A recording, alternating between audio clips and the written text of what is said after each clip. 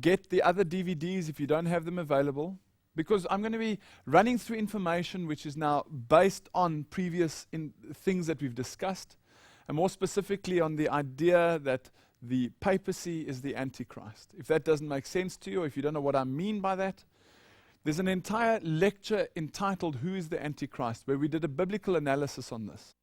One of the texts that we read at the time was Revelation 13 verse 1. It says, "Then I stood on the sand of the sea, and I saw a beast rising up out of the sea, having 7 heads and 10 horns." This is the Antichrist beast which we've discussed. Out of these 10 horns arises another little horn, and that little horn is going to have all these various characteristics which we've shown over the past couple of lectures that this biblical prophecy has come true. Now I'm going to speed up. I'm going to assume that you understand this, you have the background, you got the knowledge, and I'm going to skip forward to Revelation 13 verse 7, where it says that this Antichrist beast, it says the following: "It will be granted to him," this Antichrist beast, "to make war with the saints and to overcome them." And throughout history we've seen again and again and again the persecution that has taken place on the righteous, the people that believe to stand only on the word of God. And they, by every account, have taken the brunt of attack from this Antichrist beast. In one section in the history of New England, in chapter 3, paragraph 43, it says, "Hunted, persecuted, and imprisoned, they," in other words, the people that were fleeing from Rome, the persecuted people, "could discern in the future no promise of better days. And many yielded to the conviction that for such as would serve God according to the dictates of their conscience, England was ceasing forever to be a habitable place." In the European area, the papacy had taken control and was, in a most diabolical way, through the frontage of the Jesuit order, was persecuting anybody that stood on the Bible and the Bible alone. It's also written that when God's hand seemed to be pointing them across the sea to a land where they might find for themselves a state and to leave their children the precious heritage of religious liberty, they went forward without shrinking in the path of providence. These people who fled from this persecuting power of Rome fled in various directions. Some came to South Africa, some fled across to America. The people that traveled to America traveled on the first ship to cross, which was called the Mayflower. And in 1620, the Mayflower stopped and they got off the ship and knelt down on the seashore. As Wikipedia explains, the Pilgrims reached the coast of what is now Massachusetts on December 21, 1620. They named their little settlement Plymouth, after the city that they had sailed from in England. And this was a happy place for them. They had fled away from the persecution of Rome. They had been able to travel halfway across the world, and now they were free. They were able to build up a country in which they could have 2 base constitutional ideas, things that would keep them free from the persecution of Rome. The one would be having religious freedom, and the other one would be having secular, or the freedom from a monarchy of the type that they've just come from Rome. These 2 major ideas, the separation of church and state, were also the founding principles on which America was set up. And this lecture is going to now look into prophecy and say, where does America fit into this? We've just seen in the previous lecture how the American system of false Protestantism is taking out this, what the Bible calls evil spirits, like frogs that catch their prey with their tongues, and the false prophet. This all stems out of America in prophecy.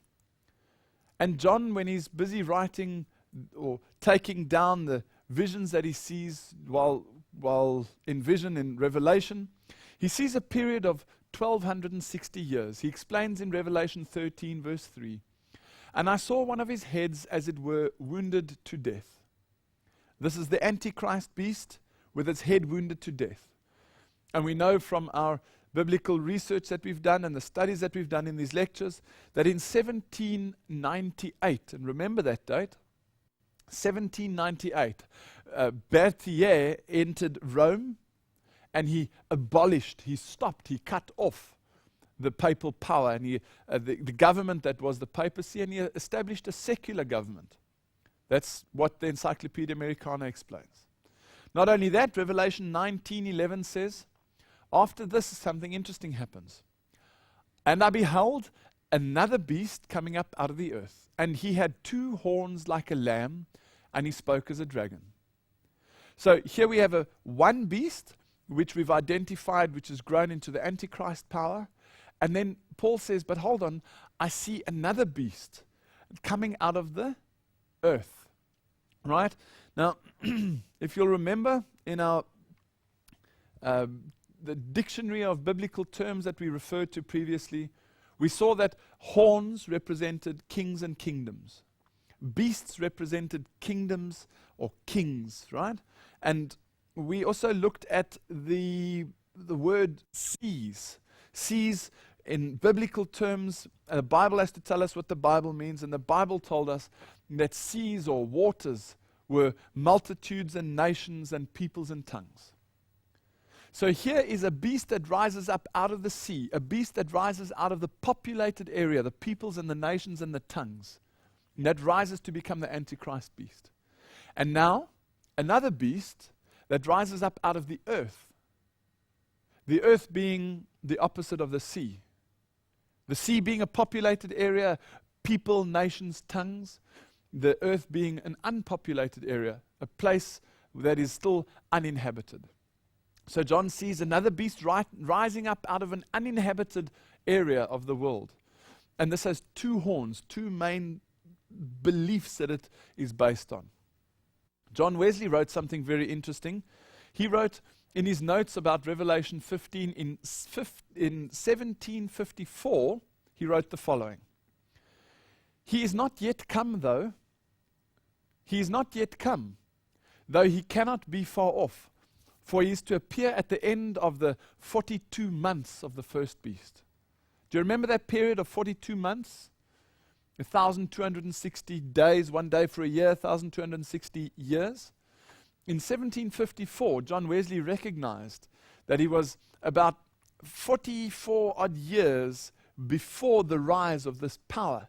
And he says, the power hasn't come yet, but it can't be far off because it has to arise after the 42 months or the 1,260 years, which they knew at the time referred to 1798. So somehow this beast rises up, a beast being a kingdom or a new kingdom, a new country as it were, rising up out of an uninhabited area, and it's got something to do with the date 1798. Looking into the Declaration of Independence as written as the Constitution in United States, it says the following. We hold these truths to be self-evident, that all men are created equal, that they are endowed by their Creator with certain inalienable rights, that among these are life, liberty, and the pursuit of happiness. The Constitution in 1789 said, Congress shall make no law respecting the establishment of religion or prohibiting the free exercise thereof. See, what they were doing is they were writing down and putting on black and white the reason why they had founded a country. They were fleeing from where? Europe. Why? To get away from the persecution. These were Protestants, the people that were protesting against the papacy. They'd identified the Antichrist, and they knew that they had to flee to the other side of the world to get away from Rome.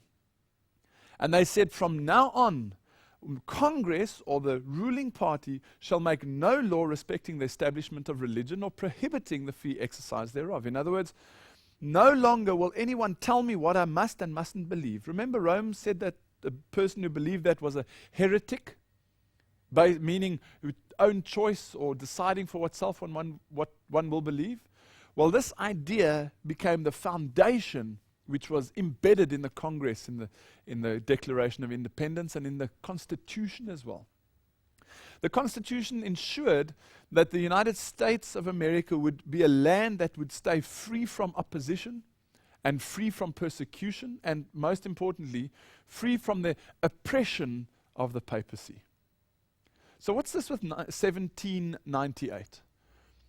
Well, we just go and look in history and we'll see that there was a certain pattern to the rise of the United States of America as a country. In 1776, we have the first Declaration of Independence, the first real date of responsibility that we have to note.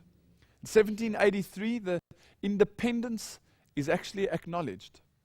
In 1787, we have the Constitution which is framed. Now, which date are we looking for? 1798. Remember, the 1,260 years comes to an end in 1798 when Berthier entered France, right? And Wesley says, well, this beast, the second beast coming up out of the uninhabited area, is not yet come. So we're looking for 1798. 1787, the Constitution is framed. 1791, the Bill of Rights is added. And guess what? 1798, recognition by France. France was the world power at the time.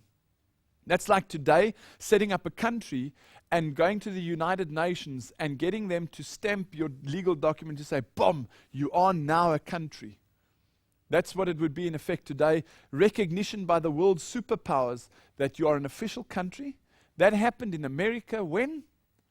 Beep, on the button, 1798. A fulfillment of prophecy? Absolutely. So what is America doing in this prophecy? Let's read what it says in Revelation 13, verse 11. And unfortunately, this is a very sad quotation because it says that this beast, which will have two horns and will rise up in independence away from, or this nation which will rise up in independence from Rome, it says in Revelation 13, verse 11, he spoke like a dragon. Question. Who's the dragon? The dragon is Satan. So here you have people that are running away from the persecuting power of Rome, and somehow this American nation will start to talk like Satan. Is that possible? It's going to start making some sounds like Satan? Well, let's read on. Revelation 13, verse 12. And he, the second beast, America, exercises all the power of the first beast before him. The first beast, do you remember who that was? The Antichrist. He created wars and he took over countries and he persecuted the saints. Well, this second beast is going to make the same noises. He's going to exercise the same powers as the Antichrist beast, as Rome. Not only that, it says, and he causes the earth and them which dwell therein to worship the first beast. So this second beast is going to drive the entire globe to worship the papacy. Now, wait for a moment and just remember, why was America founded in the first place? Was to get away from the papacy. Now, the Bible is saying, but this country is going to start speaking like the dragon. It's going to exercise its power to get the whole world to bow down to the first beast. Unbelievable. This is a complete turnaround. This can't be. And then it explains in Revelation 13, verse 13, and he doeth great wonders, so that he maketh fire come down from heaven on the earth in the sight of men. And he deceiveth them that dwell on the earth by means of those miracles which he had power to do in the sight of the beast, saying unto them that dwell on the earth, that they should what? Make an image to the beast. Revelation 13, verse 14. So here's a commandment, or in the vision, what we've just been through now is the explanation of how America would be involved in bringing down false fire from heaven and would deceive people into doing things that they shouldn't be doing via miracles and signs and lying wonders. Not only that, the second beast will say to the earth that they should make an image to the beast. And then it says in Revelation 13, verse 14, this beast is the one which had the wound by the sword and did live. In other words, the Antichrist beast. So here America is identifying that it will somehow make an image to the beast. In Revelation 13, verse 15, it says, and he had power to give life unto the image of the beast, that the image of the beast should both speak and cause that as many would not worship the image of the beast should be killed. Do you remember in the previous lecture I showed you how the people that refused to bow down to the image of the beast in King Nebuchadnezzar's day were thrown into the fire? Those days are coming again. Except this time they're going to set up an image of the Antichrist beast, and this will be the requirement of mankind to bow down to this beast, this nation, this kingdom, and if they don't, they're going to be killed. That's why certain pastors like Rick Warren say, don't worry about prophecy. Don't try and figure out what prophecy is all about, because they are covering up the happenings that are going to take place on this earth. There are times coming on this earth like have never been seen before. So here's a prophecy about America coming out and how it's going to create an image and it's going to force the world to bow down to it. So it's got one beast coming out of the sea and one beast coming out of the earth. In Daniel 2, it explains, as I've said, about Nebuchadnezzar having this dream and having this statue built. He says in Daniel 2 verse 3, I've had a dream and my spirit is anxious to know the dream. Do you remember what dream that was? The statue with the gold and the silver and the bronze and the iron? That was Babylon, Persia, Greece, Rome, etc., as we worked through time towards the end. It spanned the history from 606 BC into eternity. Well, in Daniel 3 verse 1, Nebuchadnezzar makes that image of gold, and he tells the people that they have to bow down, and he forces them to do so through the use of music and liturgy and getting excited about being involved in something emotional, rather than saying what Daniel said is, I will not bow down to this beast. I will not bow down to it, because the word of God says, I shall not have any graven images. So how does this fit together? Well, the one in Daniel is a typology of the one in Revelation. Because the Daniel image, interestingly enough, is 66 cubits. Now, 66 or 360 as it were, is a defining number in the Babylonian kingdom. 60 by 6 or 360 is the key to unlocking the mathematical equations of Babylon. The entire system of mathematics was set up at the time on that system. That's why we have 360 days in a year. We have 360 degrees in a circle. Obviously today this 360 has changed to 365 and a quarter, but that's where it came from. Today we have 360 degrees in a circle. 60 minutes in an hour, etc., etc. And this 60 degrees or 60 system, the mathematical of sixes, comes from Babylon. And interesting to see how the Antichrist is identified as having a system that finds itself in the 666. A perfect 60 cubits, as was the image in Daniel. The one is a typology of the other. Now, setting up an image, if America were to set up an image to the beast, it would require a couple of things. Firstly, it would require contradictions to the Constitution.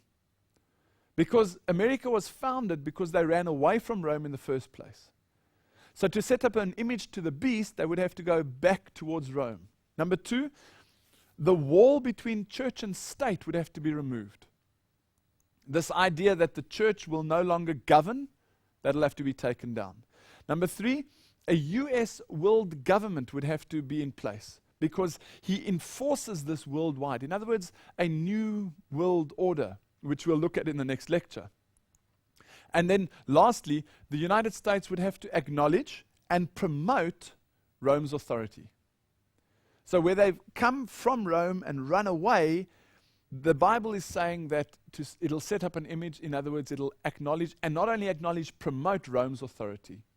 Basically, the Bible is warning us that even though the United States Constitution has been set up as a godly institution, Satan will infiltrate it and he will twist it so that he controls the American laws in such a way that America becomes Rome's law enforcement arm.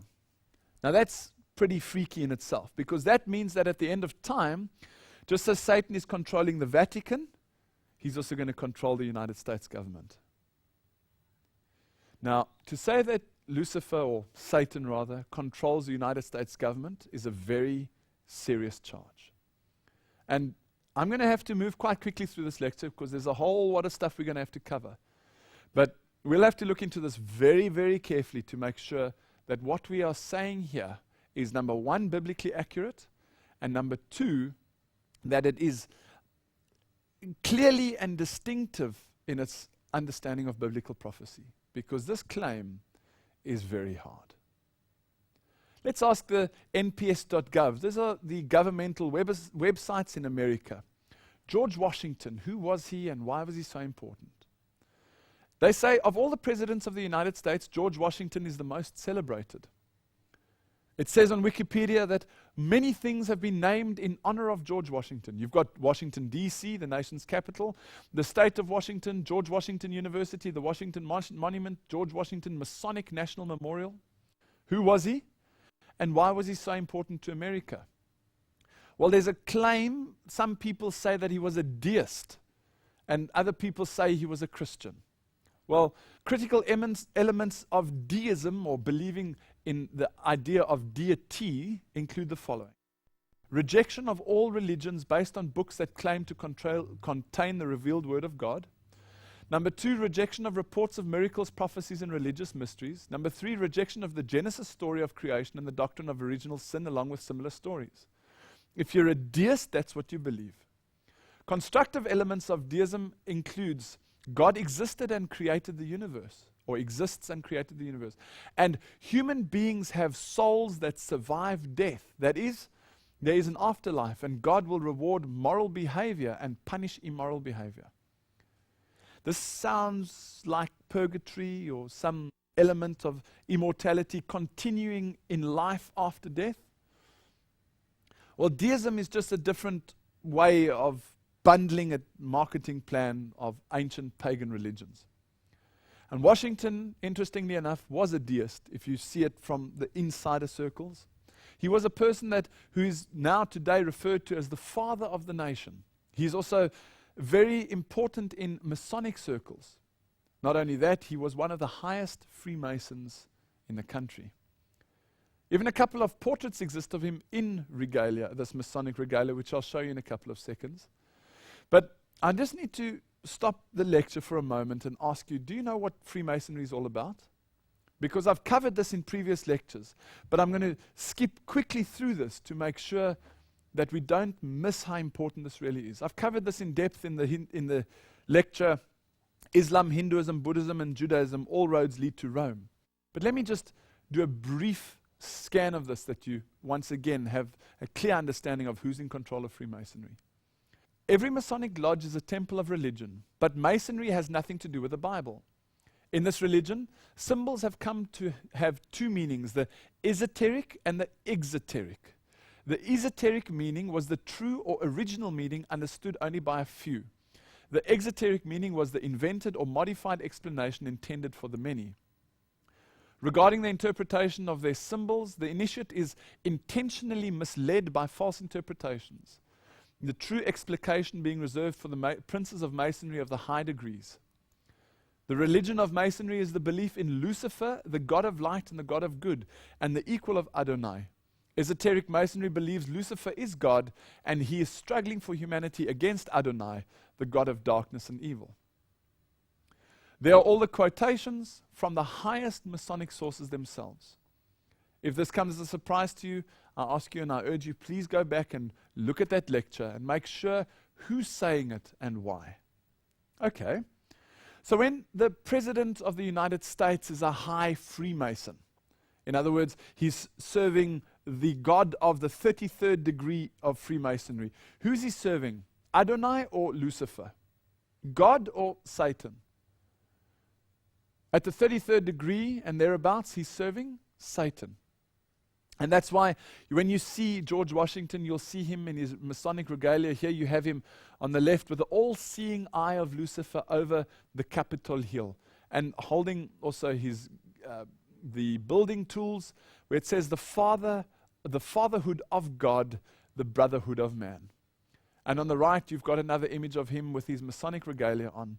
This is actually George Washington's personal Masonic apron. You see the sun symbol on there? And if you were to join those stars underneath the eye of Lucifer, you would have the Star of David, which is a symbol of the sun worship. Underneath that, you've got the compass and set square, and at the bottom the black and white squares, and below that the coffin, the order of death, also hinting towards this oath that they take where the cold arms envelop them and they say, may I look after these secrets until death. Now, are there any Freemasons at the top of the United States system? Absolutely. Well, George Washington was one of them, as you've just seen. Here's another one, Harry S. Truman. President Truman joined the Masons in 1909. On October 19, 1945, he was coronated a 33rd degree Scottish Rite Freemason. Now, at the 33rd degree, do you know who you're worshipping? Yes, you do. So here are two presidents that we know of that were Luciferic worshippers. Who else was there that were high Freemasons? Well, I haven't written down all of them. They are all available if you do the research, but here's just a couple. George Washington, James Monroe, Andrew Jackson, James K. Polk, James Buchanan, Andrew Johnson, James Garfield, William McKinley, Theodore Roosevelt, Howard Taft, Warren Harding, Franklin Delano Roosevelt, Harry Truman, as we've seen, Lyndon Johnson, Gerald Ford, George H.W. Bush, and George Bush today, William Clinton. And not only is George Bush a high Freemason, he's also a member of Skull and Bones, which we have explained is an order of death, where they do secret things, and it's pretty horrific. Let's have a look at the George Washington Masonic National Memorial. Here's an image of it. As you can see, it looks like it's got an obelisk in front. The steeple forms a type of obelisk form. 101 Callahan Drive, Alexandria. This is interesting that they would put this Masonic National Memorial in Alexandria. Do you remember Alexandria in ancient times, where that comes from? Well, that's the house of paganism, the place where they had all the occult writings in one place, the Alexandrian library that burnt down. Well, here in the suburb of Alexandria, they built this national memorial. Interesting to see that it stands 333 feet tall. And if you calculate that in inches, it's 3,996 inches. Why is that important?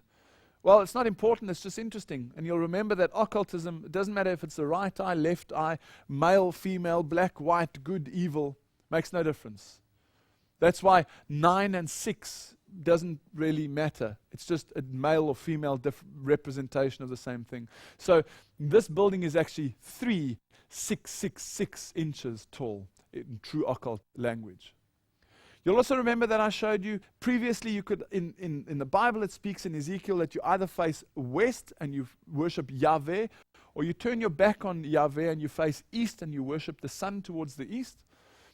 And that Freemasonry, the Masonic temple, is actually an invert of that temple, a sanctuary of God.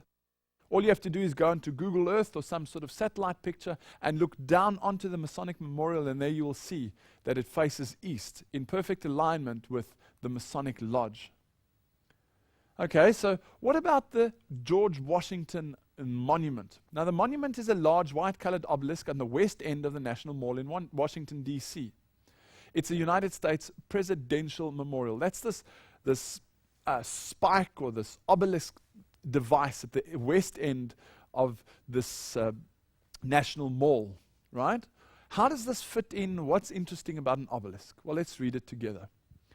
In Egypt, the obelisk symbolized the sun god Ra and was said to be a petrified ray of the Aten, the sun disk. It was also thought that the god existed within the structure. Of the several functions of the pillar, or the obelisk, among early people, the Egyptian obelisk was worshipped as the dwelling place of the sun god. So here is the dwelling place of the sun god, supposedly from ancient times, at the west end of the mall. So go back onto Google Earth and zoom in onto this obelisk, and what you find is quite phenomenal. You'll find that the obelisk is exactly facing north, south, east, and west. It's not slightly off, it's not slightly this way, 100% in alignment with north, south, east, and west. Why is that important? Well, what you have to do is you have to understand the secret language of the occult system, and then all of these things start to make sense. Go and read on the inscriptions what is written on each side of this obelisk, this dwelling place of the sun god. Remember, the Bible says, don't bow down to the east, face west, don't turn your back and face the east. Well, on the north face of the obelisk in Washington, D.C., it speaks about the Joint Commission at the setting of the capstone, Chester A., Arthur W. Corcoran, etc., Corcoran at least, and carries on. On the middle face, it says, cornerstone laid on the better foundation, July 4th, 1848. Wada, wada, wada. On the south face, that speaks about chief engineer and architect Lincoln Casey, Colonel Corps of Engineers, etc., etc. So all this information is on the north, on the middle, and on the south face. Then you go around the side, and what does it say on the east face? It says, Laus Deo, which means, praise be to God in Latin.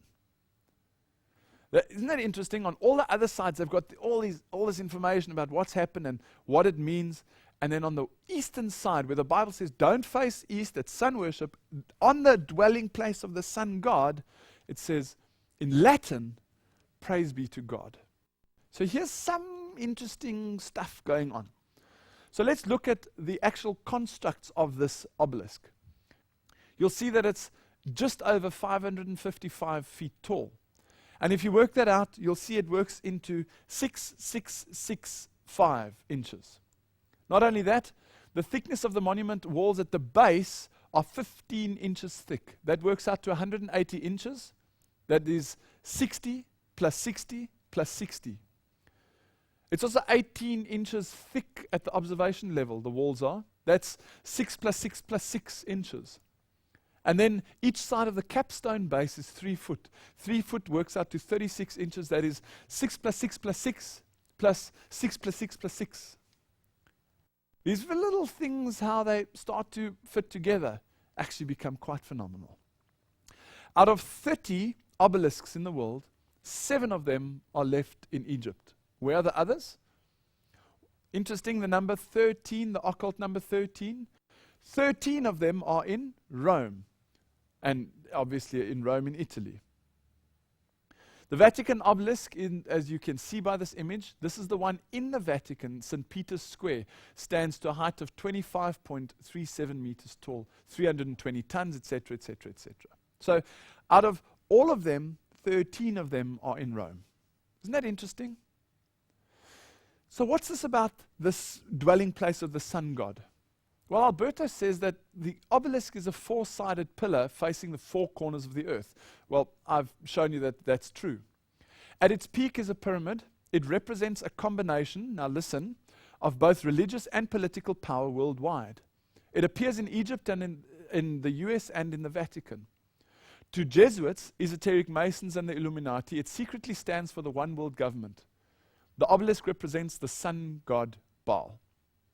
So according to him, he's saying that that's why it's specifically north, south, east, and west, because it takes the 4 corners of the earth and it brings them together under one little point on top. And that represents the one world government, the coming together of all powers. And it's obviously got to do with the sun worship. Now, in 1517, 95 theses were nailed to the church door at Wittenberg. They were nailed to the church door by a certain Martin Luther. He had come to the realization that there were certain errors in the doctrines of Rome. There were certain things which were not quite right according to what he was studying in the Word of God. And he was able to understand that the angle of error constituted at that time for him 95 different things. And he wrote these down and he nailed them on the church door at Wittenberg. In 1534, the Jesuit system was founded by Ignatius Loyola. This was founded as a system to bring the Protestants that were following Martin Luther and all the others that also acknowledged that Rome was in error, the people that had broken away from Rome, to bring them back to Rome. Isn't it amazing to see that there's only 17 years difference between the initial nailing on the church door and the founding of Ignatius Loyola's Society of Jesus? Now, this Society of Jesus is, because they're using the name Jesus or Jesuits, it's assumed to be a Christian type of organization, right? Well, that's not quite correct. I've explained this previously, but in order to understand how this lecture fits together, I'd like to show you again. Here you have an image of a portion of the Jesuit extreme oath of induction. This is the oath of induction that you undergo when you become a Jesuit. It says, amongst other things, I declare and swear that His Holiness the Pope is Christ's vice-regent and is the true and only head of the Catholic or Universal Church throughout the earth.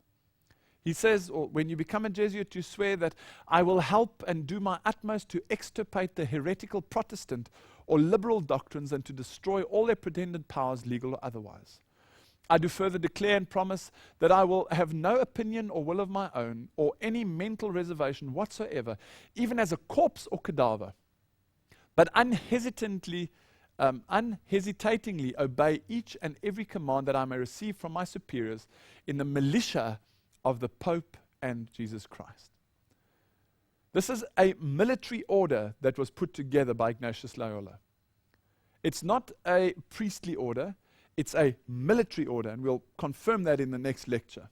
It's a military order. That's why the head of this system is the Jesuit general. He's the general of an army. Just because he's wearing a cloak-type outfit does not mean that he's not giving orders. The orders are presented from the Jesuit general. He is the boss. I'll give you a picture of him now. This oath states that I will go to any part of the world whatsoever without murmuring and will be submissive in all things whatsoever communicated to me. I do further promise and declare that I will, when opportunity presents, make and wage relentless war, secretly or openly, against all heretics, Protestants and liberals, as I am directed to do, to extirpate and exterminate them from the face of the whole earth. And that I will spare neither sex, age, nor condition. And that I will hang, waste, boil, flay, strangle, and bury alive these infamous heretics, rip up the stomachs and wombs of their women, and crush their infants' heads against the wall, in order to annihilate forever their execrable race. Do these sound like friendly people? Do they sound like people that are allowed to use the word the Society of Jesus? No. Well, this is a satanic order, which are using the garb of Christianity to hide themselves.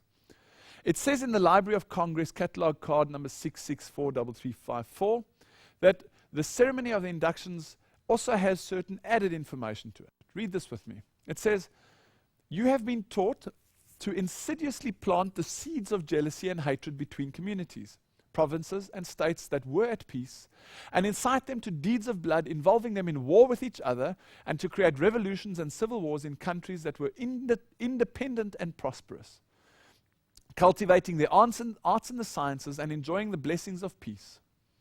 To take sides with the combatants and to act secretly in concert with your brother Jesuit, who might be engaged on the other side, but openly opposed to that which you might be connected.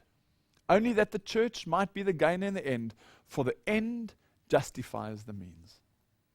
So when you watch world politics today, and you see George Kerry or John Kerry versus George Bush, you don't actually know whether they're on the same side. And they are opposed to each other, and they have big heated debates about this and about that. You don't actually know if that's for the camera or not. And I'll get to that a little bit later in this lecture. The fundamental principle, however, of the Jesuit order is to destroy Protestantism, to literally take it out at the roots. But they don't just try and cover it up or block it like they did in the past. Now they infiltrate your organization, and they slowly turn it from the inside, that you will over time start to accept Roman Catholicism again. And this is done not at speed. In the case of the Anglican Church, they let it go for 500 years. They don't rush these Jesuits. They take their time. They know that their people are inside the system, and wherever they can, they're slowly guiding the ship back to Rome. But their fundamental principle remains the same, and it is to destroy Protestantism. Here's an excerpt from the secret plan by Leone, and it says the following. Protestantism is already wearing out and sinking to decay. Yes, we are destined to insult its last agonies, to march over its broken skeleton and scattered bones. Protestantism is becoming decomposed, it is falling to pieces. And there you see these images in the newspapers, Saturday, May 10th, 1997. Death of Protestantism foreseen. And who do you see? The Roman Catholic Church. It says there, he did not preach about the success and the future of the denomination. He preached a message about the failure of Protestantism and its forthcoming destruction. Interestingly, at the International Conference of Parish Clergy in April in Atlanta, 3 speakers shared his assessment. Dr. Ben Johnson, a professor at Columbia Theological Seminary, said, "We are seeing the ending of Protestantism as it is known, and we do not know what will follow." Dr. John Hall of the United Church of Canada said, "We are witnessing the demise of Protestantism." And the nationally known author Tom Oden wrote, "Our Protestant assumptions have been wrong." A complete turnaround of the fundamental principles on which America was built is rotting away at the roots. Further on it says, the word of the Lord told us that we are witnessing, that what we are witnessing is the end of an era, that God is restoring his temple, and that there would be a priesthood, an episcopacy that was in apostolic succession, a main difference between Protestant faith and Catholicism. Mr. Adler said that after the sermon, he stood up to give a prophetic word, but he fell on the floor and wept for 45 minutes. Then he said, "We all sensed what God was saying to us. We are witnessing the end of Protestantism. God's church is Catholic," he declared. "It was Catholic in the beginning, and it will be Catholic in the end." So does it sound like these infiltrations have taken place and that it's turned it around successfully and bringing it back to Rome? Absolutely. Popery, Puseyism, and Jesuitism by the writer Luigi Descantis says, "At what then do the Jesuits aim? If you examine the facts, you will find that they aim at universal dominion alone. They have rendered themselves indispensable to the Pope, who without them could not exist. They have rendered themselves indispensable to governors and hold revolutions in their hands. In this way, under one name or the other, it is they who rule the world."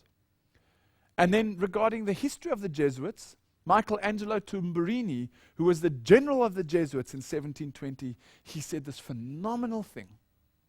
"See, my lord, from this room I govern not only Paris but China.